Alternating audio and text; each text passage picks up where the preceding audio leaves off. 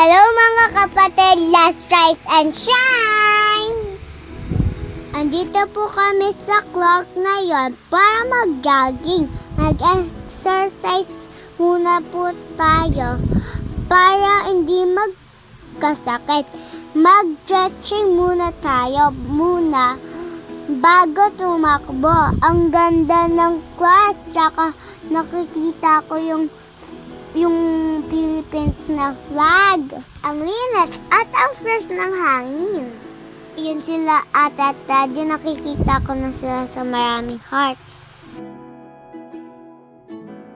Hello ate, hello daddy. Ang bilis na tumakbo, indiwan mo kami nila mami. Thank you for rain, thank you for joy. Go ate! Habang ka na kay daddy! Pagkatapos namin tumakbo sa oval, punta kami sa playground para maglaro. Tingnan nyo, walang mga tao, kaya solo sa kanyang playground.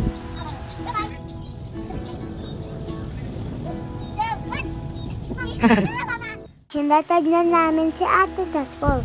Bye ate! Nag-enjoy ako today. Nag-exercise pa ako. Tsaka naglaro. Talaan, ialagaan yung sarili. Bye mga kapatid!